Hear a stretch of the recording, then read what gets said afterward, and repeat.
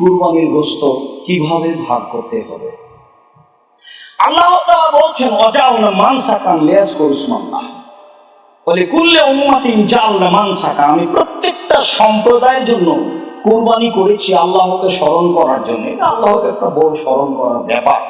এরপরে আল্লাহ তাআলা বলছেন ফাকুলু মিনহা, ফাকুলু তোমরা নিজেরা খাও সেখান থেকে, ওয়া আতইমুল বাঈসাল ফাকির আর দুস্থ অসহায় মানুষকে খাওয়াও।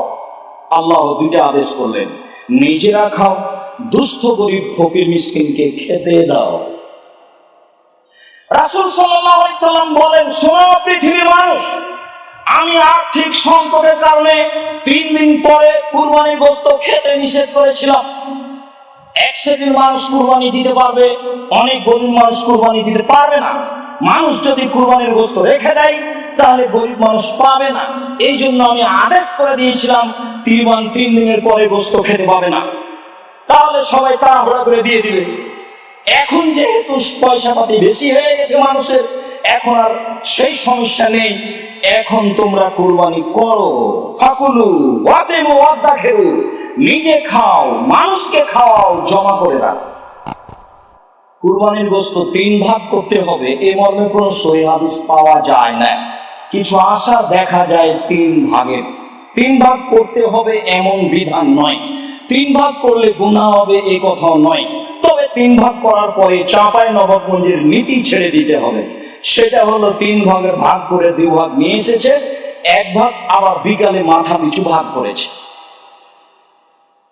তখন বলা বলি হয়েছে যাদের মানুষ বেশি তারাই বেশি পেল, যাদের মানুষ কম তারাই কম পেল। এইটা একটা সাধারণ ব্যাপার হয়ে গেল।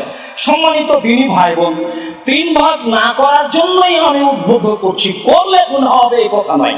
তবে এইভাবে ভাগ করিয়েন না, যেহেতু নেকির ব্যাপার দিয়ে এসেছেন, যারা দেয়নি তারাই ভাগ করে নেক, এটাই উত্তম হবে।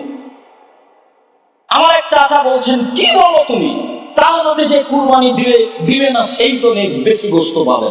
তখন আমি বলছি, চাচা এইটা ভিতরে জাগলো কেন? এটা তো হিংসা ব্যাপার। যারা আজকে কুরবানি দেয়নি সে আজকে বেশি পাক না, তাতে কি আছে? তারা বিক্রি করে দেয়, সবই বিক্রি করে দেয়, তাতে কি আছে? কুরবানির গোশত হিন্দু, মুসলমান, বৌদ্ধ, খ্রিস্টান যেই চাইতে আসবে তাকেই দিবেন, যেই চাইতে আসবে তাকেই দিবেন। ফকির মিসকিন দুস্থ গরিবকে আল্লাহ তাআলা দেওয়ার জন্য আদেশ করেছেন। তখন তিনি বলেননি সে মুসলিম অমুসলিম, তখন আল্লাহ রাসূল বলেননি মুসলিম অমুসলিম। অতএব সকল দিনী ভাই বোনকে কুরবানির গোশত নিজে খাওয়ার জন্য, দুস্থ গরিব ফকির মিসকিনকে ভালো পরিমাণে দেওয়ার জন্য এবং বাড়িতে জমা রেখে দেওয়ার জন্য অনুরোধ জানাচ্ছি।